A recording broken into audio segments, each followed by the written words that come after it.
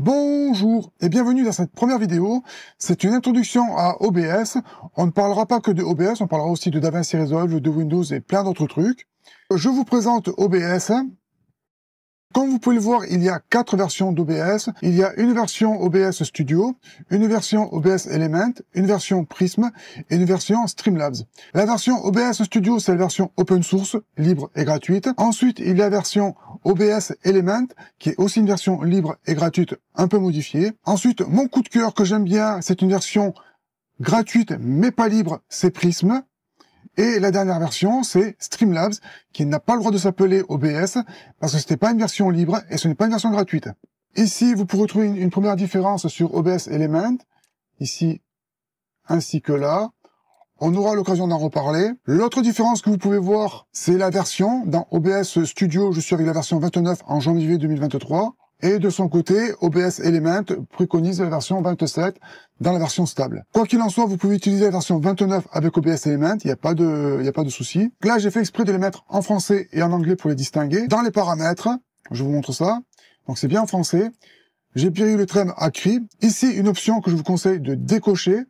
La mise à jour automatique, vérifier automatiquement la mise à jour au démarrage, je vous conseille de le décocher. Ça ne veut pas dire qu'on va pas faire de mise à jour. Ça veut dire que quand vous démarrez OBS, s'il est mise à jour, il ne va pas vous mettre un panneau en disant il faut faire la mise à jour, parce que si vous démarrez OBS, c'est que vous avez quelque chose à faire, un streaming par exemple, et si d'un coup vous avez un panneau mise à jour, vous allez cliquer sur mise à jour, faire la mise à jour rapidement, et il se peut que vous soyez dans un cas de bug et que toutes vos scènes soient cassées, vos plugins ne marchent plus et que vous ne puissiez pas streamer. Donc on décoche cette case et on fera les mises à jour à la demande, mais nous ferons quand même les mises à jour. On continue le tour du propriétaire, donc dans streaming, les différentes plateformes de streaming, la sortie vidéo, en paramètres avancés, en paramètres simples.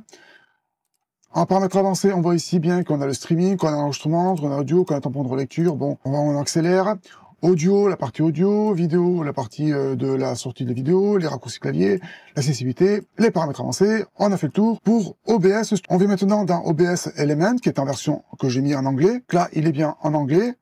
J'ai changé l'interface pour bien qu'on puisse les distinguer l'un et l'autre. Ici, on va bien désactiver automatiquement la mise à jour. Encore une fois, comme je l'ai dit tout à l'heure, quand vous démarrez votre stream, soit vous avez la fenêtre qui vous dit attention mise à jour, vous allez cliquer sur mise à jour et vous pouvez tout casser éventuellement, ou bien il y aura la fenêtre à chaque fois et vous allez cliquer sur me rappeler plus tard, et 3 semaines plus tard, vous aurez cette satanée fenêtre qui va venir faire mise à jour, faire ah elle me gonfle cette fenêtre, et vous allez venir cliquer à rappeler plus tard. On le décoche, on fera les mises à jour à la demande et volontairement, et surtout on va faire quelque chose de bien, c'est qu'on pourra faire des sauvegardes et des retours en arrière, ça s'appelle des rollbacks. Si on fait une mise à jour que tout est cassé, on pourra faire un retour en arrière, un rollback et tout remettre en ordre, les scènes, les plugins et les profils. Je continue mon petit tour des paramètres, donc en anglais, le streaming, plateforme de stream, l'output et la sortie vidéo, en mode simple et avancé avec le streaming, le recording, enregistrement, l'audio, le buffer, la sortie audio, comme l'autre, la partie vidéo, les raccourcis clavier, les hotkeys, la partie avancée.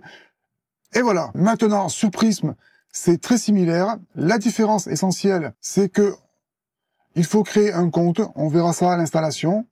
Ici, il y a anglais et puis il n'y a pas français. L'output est beaucoup plus simple que dans la version OBS. L'audio est très similaire. La partie visuelle est aussi très similaire. Elle regroupe la partie visuelle, la partie output et la partie advance. La partie source, c'est aussi pareil, c'est des choses qu'on retrouve dans la partie générale dans OBS Studio. Les raccourcis clavier, les hotkeys qu'on retrouve un petit peu dans les deux. Donc la partie source visuelle, c'est un petit peu mélangé entre avancé, général, output dans OBS normal. Et maintenant Streamlabs. Donc pareil, là on peut l'avoir en français et dans différentes langues. Là, le menu général est un petit peu différent. Le multi-streaming, qu'on pourra faire aussi avec OBS Studio, la plateforme de streaming par défaut, la sortie vidéo en mode simple ou avancé, elle est un petit peu différente, mais bon, pas énormément. La sortie audio, on l'a déjà vu. La partie vidéo, ça aussi on l'a déjà vu. Les touches raccourcis, les raccourcis clavier. La partie avancée qu'on retrouve dans OBS Studio et OBS Element. Et ensuite des collections de scènes que permet de faire Streamlabs. Des notifications, l'apparence des commandes à distance qui sont intégrées dans Streamlabs, qu'on peut rajouter en plugin dans OBS, la caméra virtuelle qui est aussi intégrée à OBS, et la superposition de jeu pour différents raccourcis clavier et qui est aussi dans OBS. Après ce petit tour des différentes versions de OBS, j'espère que j'ai pas été trop rapide ni trop lent, mais on va les télécharger et les installer ensemble.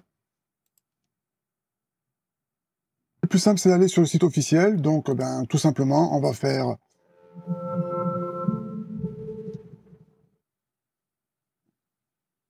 Alors, on va faire OBS Studio. On va sur le site officiel de OBS. On télécharge OBS, ça, vous n'avez pas besoin de moi. Ensuite, OBS Elements. On va sur Stream Elements. On télécharge OBS Elements. Je vous conseille aussi de vous créer un compte sur le site. On verra ça un petit peu plus tard. Pour l'instant, on télécharge Elements, ça sera très bien. Ensuite, on fait Prism Live. On va sur le site de Prism Live Studio. On télécharge le logiciel, ça, pas besoin de moi non plus. Et le dernier, pour finir, Streamlabs. Donc, Streamlabs. On va sur le site de Streamlabs et puis on fait télécharger Streamlabs. Là aussi, pas besoin de moi. Voilà, les cas sont téléchargés. On va les installer ensemble. Encore une fois, à la fin de l'installation, je vous conseille de décocher la vérification automatique de mise à jour. En tout cas pour OBS Studio et OBS Element. Prism et Streamlabs ne vous permettent pas de faire ça.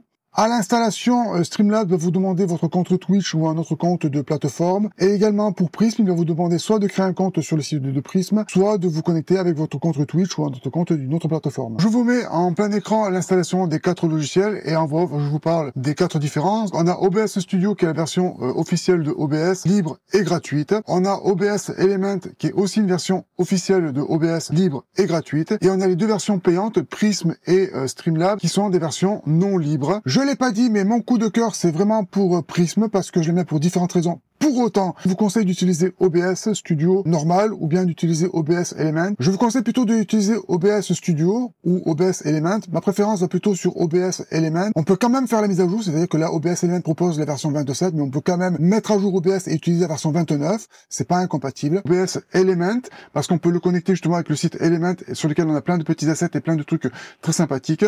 Mais si vous voulez utiliser OBS Studio, c'est très bien. Les deux sont exactement les mêmes. Simplement que dans OBS Element, il y a un petit truc en plus qu'on verra à l'utilisation.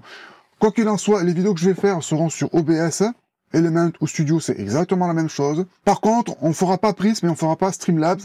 Streamlabs, je le conseille pas si vous êtes un petit streamer. Si vous êtes un petit streamer, streamer débutant, je vous déconseille d'utiliser Streamlabs. Streamlabs prend de l'intérêt lorsqu'on met la carte bleue et qu'on paye les assets qui sont payants à l'intérieur. Et surtout, il est très gourmand en ressources. Donc si vous êtes un petit streamer, vous avez une petite configuration, il va prendre de la ressource et si vous êtes à 60 fps, passer de 60 fps à 45 fps, ça peut être compliqué. Si on s'appelle Zerator ou JDG, qu'on a une configuration qu'on fait 300 fps, passer de 330 fps à 300 fps, c'est pas très grave. L'avantage de Streamlabs, c'est qu'il permet d'avoir des profils migrants, c'est-à-dire que vous faites votre profil dans Streamlabs et si vous déménagez de PC, par exemple, vous allez au Z-Event ou à une Z-LAN, vous vous déplacez, on vous installe Streamlabs, vous mettez votre login, votre mot de passe et vous récupérez toutes vos scènes et tous vos profils. Ça, c'est l'avantage de Streamlabs. Mais si vous êtes un petit streamer, vous n'allez pas forcément vous déplacer. Et si vous vous déplacez avec votre propre PC. Ce qu'on va voir ensemble, c'est justement pouvoir créer ensemble ces profils et ces scènes, et surtout, comme je le disais, pouvoir faire des machines arrière s'il y a une mise à jour qui casse tout. Donc, on fera les installations des mises à jour. On voit que la mise à jour, elle casse tout, que les plugins ne marchent pas, que nos scènes sont toutes cassées. Eh bien, on va apprendre ensemble à faire une marche arrière, ce qu'on appelle un rollback.